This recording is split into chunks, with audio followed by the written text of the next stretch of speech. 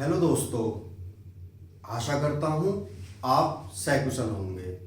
सामान्य अध्ययन की श्रृंखला में आज बहुत ही महत्वपूर्ण टॉपिक लेकर आया हूँ। टॉपिक का नाम है बाबर द्वारा लड़े गए युद्ध।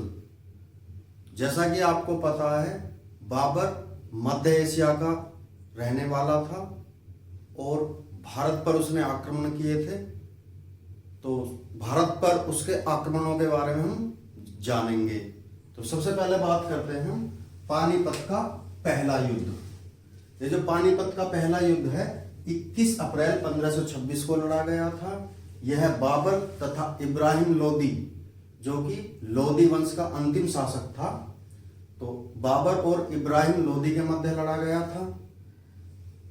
पानीपत के प्रथम युद्ध में बाबर ने युद्ध के दौरान तुलगुमा पद्धति, उस्मानी पद्धति, बारूद का प्रयोग करना, बंदूकों का प्रयोग पहली बार किया था और अपनी इन्हीं सैन्य कुशलता की वजह से बाबर ने प्रथम जो पानीपत का युद्ध था उसे विजित किया था और भारत में इस्लामिक राज्य की स्थापना की ओर कदम बढ़ाया था।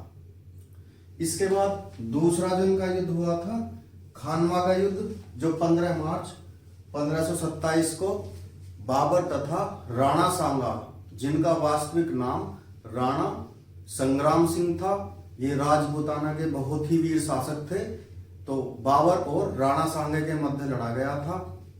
किसी मुस्लिम साधु संत ने भविष्यवाणी की थी कि बाबर इस युद्ध में पराजय प्राप्त करेगा।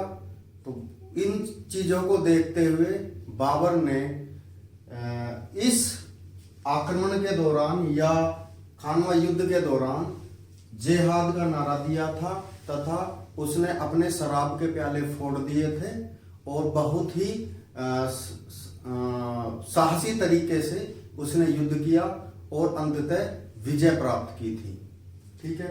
इसके बाद है चंदेरी का युद्ध, जो 1528 में लड़ा गया था मैदिनी राय और बाबर के मध्य, जिसमें बाबर को विजय प्राप्त हुई थी। इसके बाद घाघरा का युद्ध है, ये 1529 में लड़ा गया था।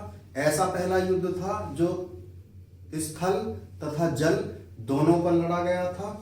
अफगानों और बाबर के मध्य यह घाघरा का युद्ध हुआ था। इस प्रकार ये 4 युद्ध हैं जो बाबर ने लड़े थे और आगे चलकर 1530 में बाबर की मृत्यु हो गई थी। तो अगर आपको मेरा ये टॉपिक पसंद आ रहा है तो आप मेरे channel knowledge research centre doctor Vikrant Giri पर जाकर चैनल को सब्सक्राइब करें, लाइक करें, शेयर करें और कमेंट करें। धन्यवाद।